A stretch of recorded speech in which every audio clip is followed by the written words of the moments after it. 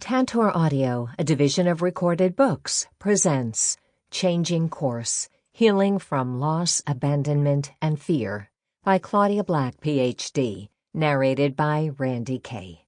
Publisher's note: in this audio edition, you will hear references to visual elements present in the print and ebook formats of the book.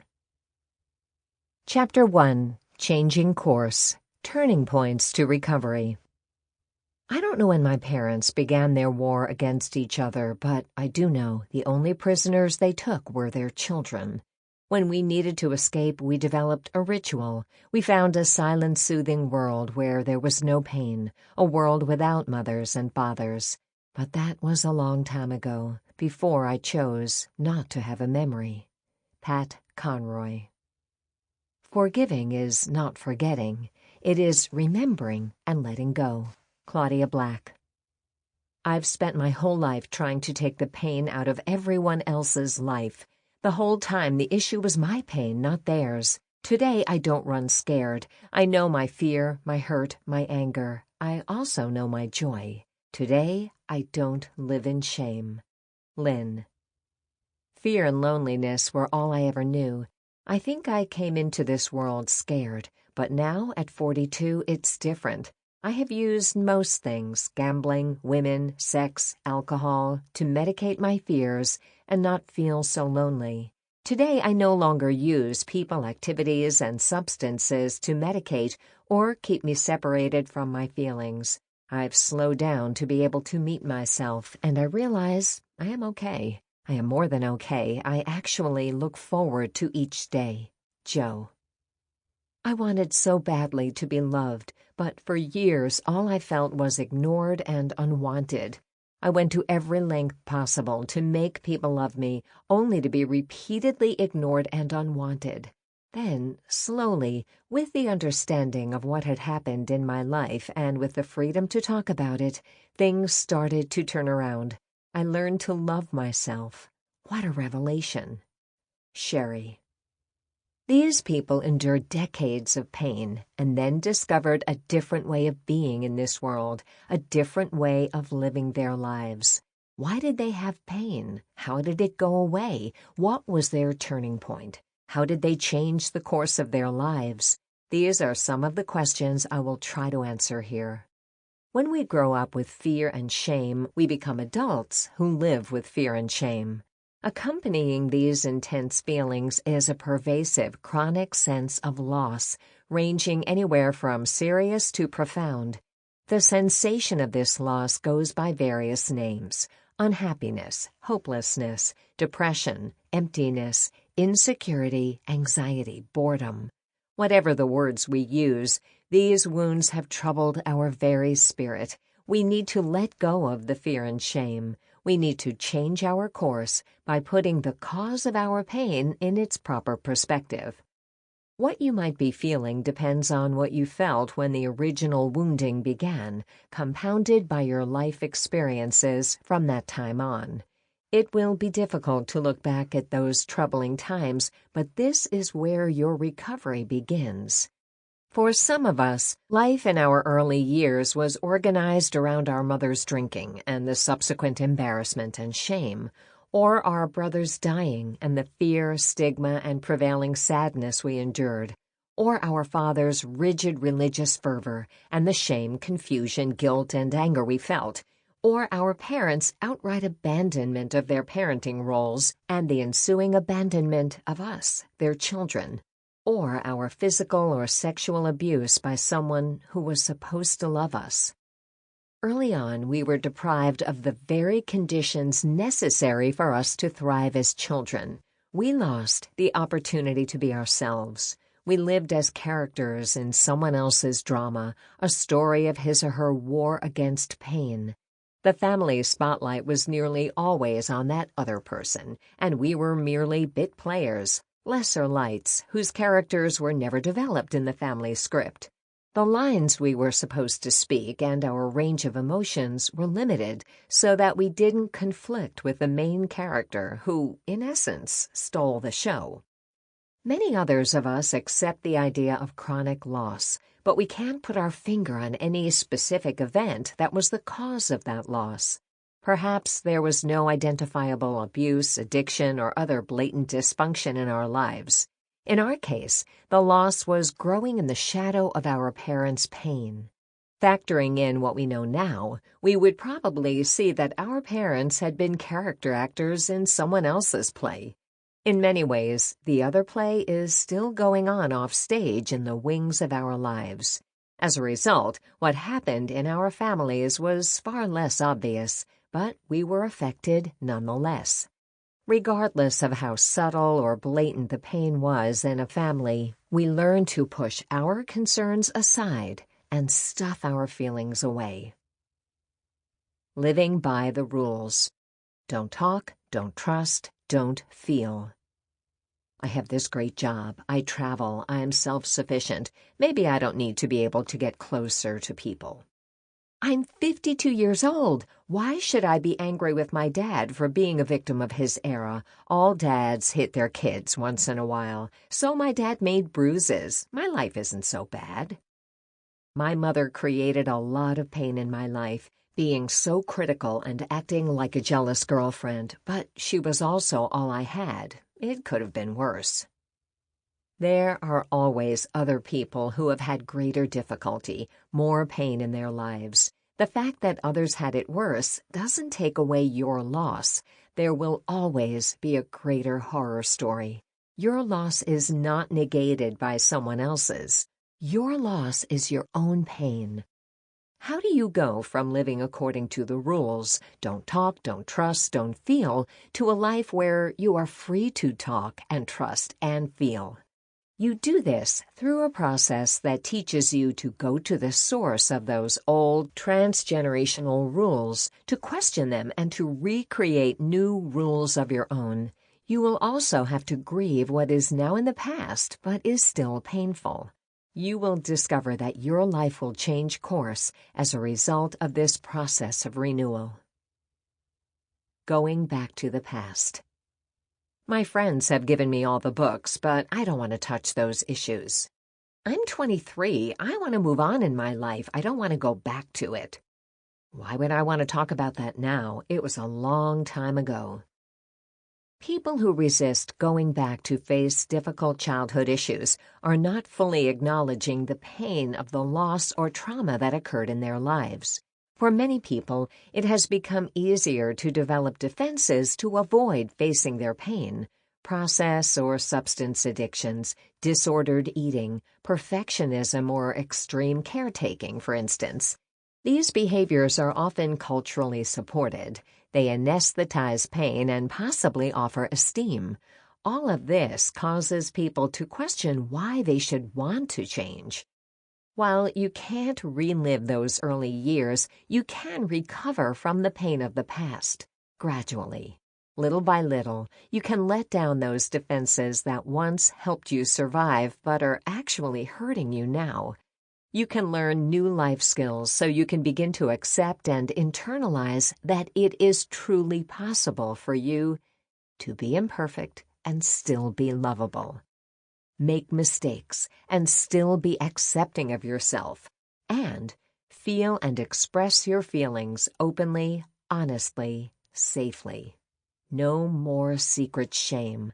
No more need to make a superhuman effort to stay in control so you can keep up appearances. No more need to protect your vulnerability and hide your true self from others.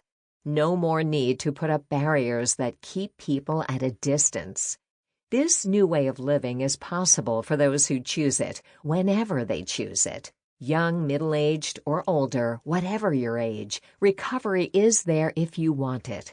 Recovery starts with recognizing that you would like at least part of your life to be different than it is now. The turning point in your life comes with a new awareness. There is another reality than the one I live. I want it. Then a new willingness. I am willing to take some risks to have it. This book offers a framework for understanding the recovery healing process from childhood family pain that has been carried forward in your life. The book will help you to understand the beliefs and behaviors that have perpetuated your pain. It will identify specific steps in recovery, examine the core issues you will face, and offer guidelines regarding expectations for yourself and others you care about. All of our lives can be viewed on a continuum from no pain to all pain, and the combined effect of our experiences, past and present, falls somewhere between these two extremes. There is no amount you must have suffered in order to have permission to heal. If you have pain, you deserve to heal. If you have anger or guilt from the past, you deserve to heal. If you are protecting yourself from past pain in ways that are causing you even more pain in the present, you deserve to heal. At birth, a child has a Bill of Human Rights. A child has the right to be loved for who he or she is, rather than for being what others wish him or her to become. To be nurtured and parented rather than to make up for the parent's losses. To have consistency, security, warmth, and understanding. To have unconditional love. And to be protected from traumatic situations. Yet, for children raised in troubled families, these basic rights are lost. Instead, they must struggle for the right merely to survive. As a consequence of their loss, these adult-age individuals have difficulty experiencing a healthy life until the child within each of them is able to speak the truth about childhood and get free from the bondage of the past. Until this recognition and healing occurs, people are subject to live a life without choice, reliving old pain and controlling the pain in hurtful ways. Unless something changes, they are characters trapped in their old life dramas, destined to live out old scripts. Reflect on the statement, at birth, a child has a Bill of Rights.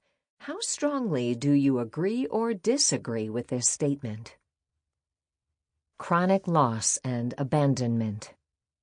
A family's life together is troubled when the conditions that foster physical and emotional growth and well-being are continuously absent over time. The absence of these nurturing conditions has the cumulative effect of creating a childhood experience of chronic loss and abandonment. Within a family, the dynamics that create a sense of loss are denial, rigidity, emotional isolation, and shame. Everyone will experience these things occasionally, but when children experience any of these four factors to a severe degree, they carry forward an overriding sense of chronic loss. Some loss is necessary, some is not. We all experience loss in life. From birth, we embark on a journey of separation from our fathers and mothers.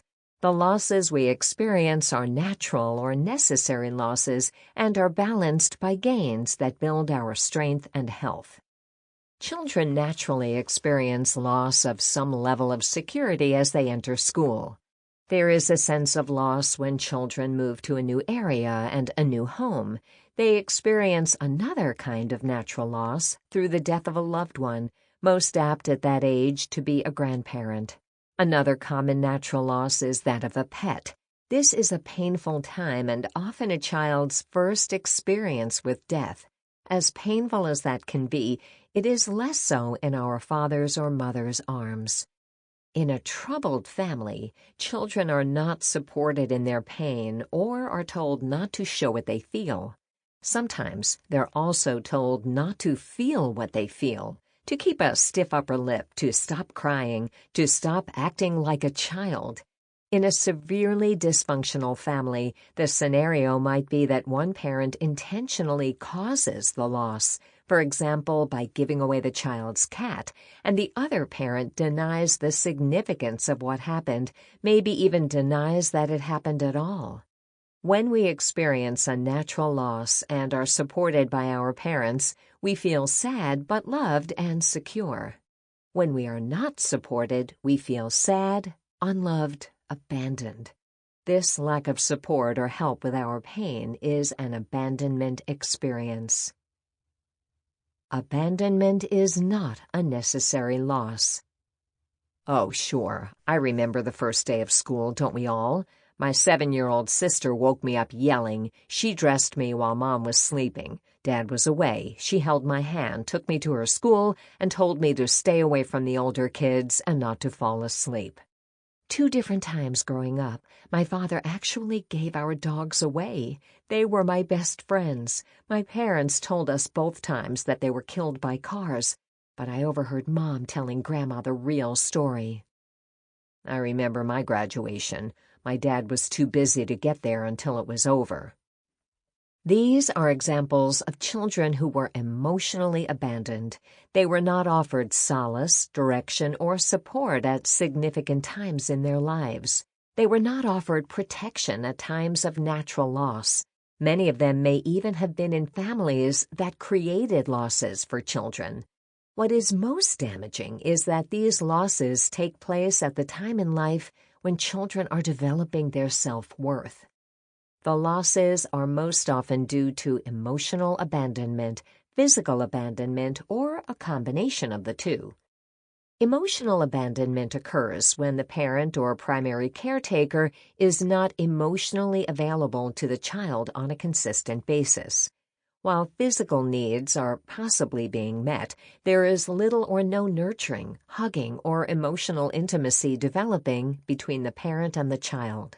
The unnecessary losses a child experiences may range from loss of quality and quantity of time with a parent, loss of childhood as a result of unrealistic expectations placed on the child, loss of hope, loss of opportunity, to loss of innocence.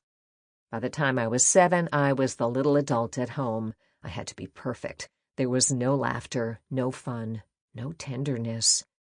After my 3rd foster home, I knew no one was coming for me. My dad didn't care about me. He clearly liked being away from home better than he liked us kids. By the time I was 11, I didn't care much about things either. No one had time for me, so what did it matter if I was a screw-up? Loss is not always a result of what does happen. Sometimes loss is the result of what does not happen.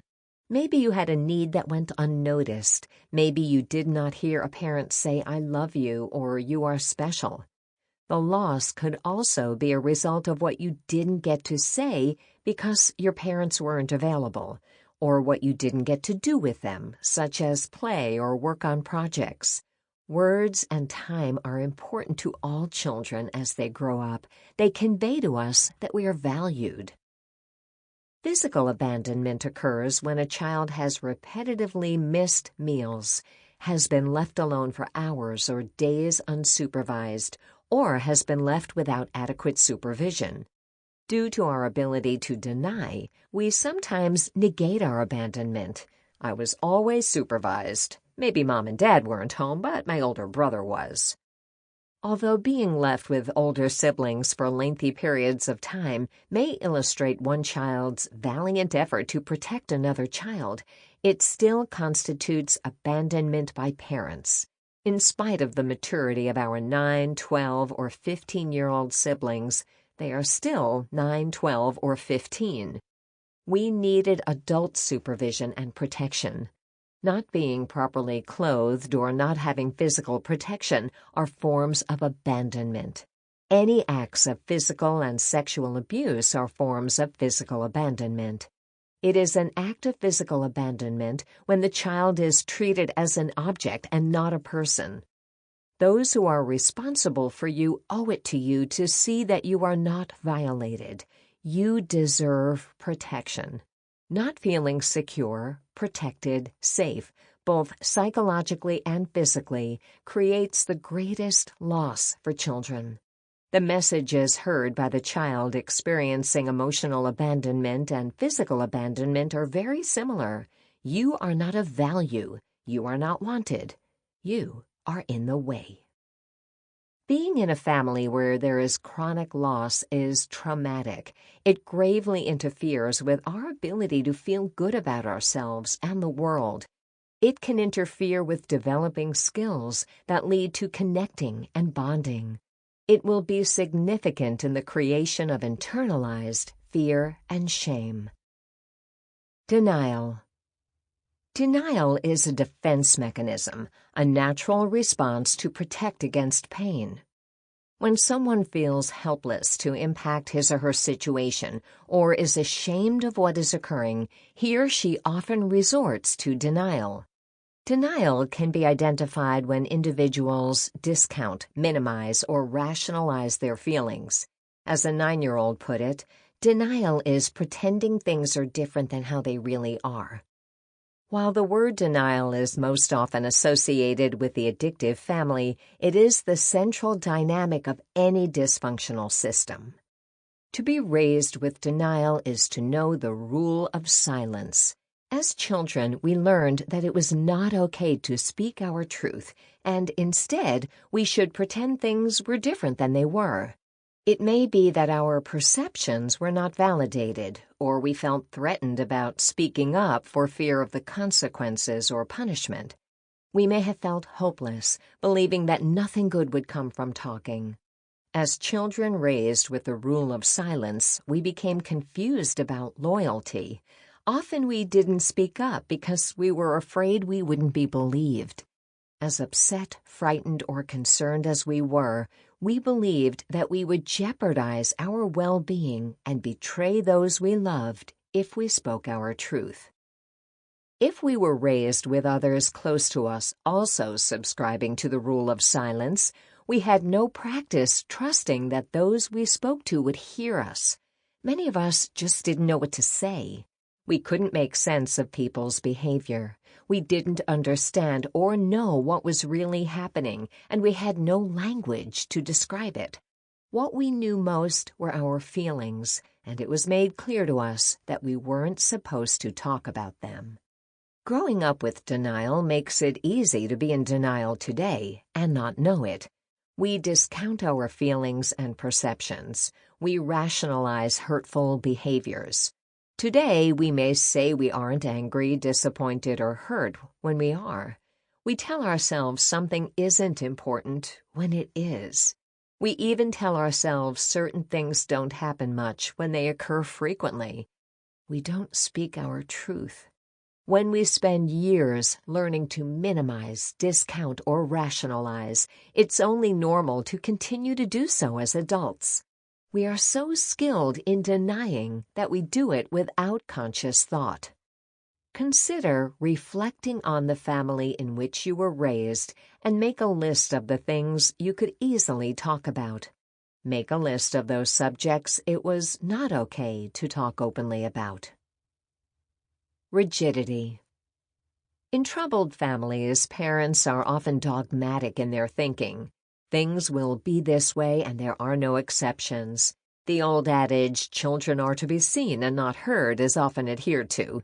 Inherent in this stance are the don't question and don't think rules. This is a family where it is never okay to challenge authority, and under the guise of respect, you are to quietly submit. Often, the rigidity is evident in the structure that is imposed on the children. There may be a lack of fairness regarding family rules and expectations. Parents are unrealistic, expecting far too much from their children. Their expectations aren't age-appropriate, such as expecting a 6-year-old to do what is normal for a 12-year-old. While children need consistency, rigid controls are discouraging and debilitating. We weren't allowed out of the house outside of school and church. We couldn't have friends over. We always had chores or had to be doing schoolwork even when there was none to do. Not only is this rigidity often isolating for a child, but typically there are no rewards for the child who obeys. There is little likelihood the child is ever celebrated. To obey is an expectation. To perform is a requirement. In time, the child finds no joy, feels the pain of isolation, and ultimately, if the child does not succumb to depression, the child will find hurtful ways in which to act out. As a consequence of growing up with rigidity, we as adults are often rigid in our thinking. We have difficulty perceiving choices. We are unrealistic with ourselves and others, setting ourselves or others up to never be good enough. We cannot find joy in our accomplishments, or we rebel and take on a permissive attitude with ourselves, often resulting in difficulty with being accountable and responsible. If you identify with being raised in a rigid family system, describe the impact it has had on you. Isolation. Emotional isolation is also a common experience for children in troubled families. Isolation is particularly damaging because we need a connection with others to create meaning in life. Yet we live life as if in a bubble, shouting, "Hello out there, I'm alive in here, does anybody hear me?" But no one answers. We have learned to live with emotional isolation as a result of not being able to speak our truth. Shelley, age 13, depicts the isolation we know so well. When asked to draw a picture of her home, she showed her bedroom and the living room amplified in size. In the living room, the parents were portrayed as being in a heated argument. There were footprints running from the living room to a bedroom, where you then saw Shelley and her two sisters hiding at opposite ends of the room from each other behind separate beds. Even in crisis, the sisters were unable to connect, to bond, to be of support to each other. The emotional isolation within the home often carries over to those outside of the family as well. We don't want others to know of our personal pain or the family pain. We are afraid of how others would respond if they knew. As adults, we have come to be socially isolated, or we surround ourselves with others while withholding our true feelings and thoughts. The family rules, don't talk, don't trust, don't feel, create our isolation. While we may have social graces, our hallmark is superficiality. Draw a picture of the family in which you were raised that represents the closeness or lack of closeness you felt with the different family members. Shame. Internalized shame becomes the foundation of a person's trauma. Shame is the painful feeling that comes with the belief there is something inherently wrong with who you are. It is the belief that you, or a part of you, is defective or inadequate. Words that describe shame are reflective of seeing oneself as bad, ugly, stupid, incompetent, damaged. To live with shame is to feel alienated and defeated, never quite good enough to belong. It is an isolating experience that makes us think we are completely alone and unique in our belief that we are unlovable. Secretly, we feel like we are to blame. Any and all deficiency lies within ourselves. Gershon Kaufman, author of Shame, The Power of Caring, said that shame is without parallel a sickness of the soul. Shame reflects an internal darkness in one's soul, and it is because of this our recovery truly has spiritual meaning. Underneath layers of shame, you will find that abandonment is at the foundation. Abandonment, as described earlier, may be emotional or physical, but abandonment is most often experienced through various forms of rejection that has been colored by parental words and actions, some subtle, some not so subtle. It is useful to visualize a continuum with acceptance at one end, rejection at the other end, and many shades of emotional unavailability or parental indifference to your needs and wants somewhere between. Emotional abandonment. Once again, imagine a continuum. Acceptance on the left-hand side, rejection on the right-hand side. Surrounding the line connecting the two are emotional unavailability and indifference to needs and wants. The in-between areas encompass the many ways a child can feel ignored or invalidated by the parents' non-accepting or rejecting behaviors. Whether or not the parent's intention is abandonment, the child feels unloved and undervalued. And remember, the child is reacting to parents whose job it is to protect, care for, and love him or her. If parents reject their children in Sample complete. Ready to continue?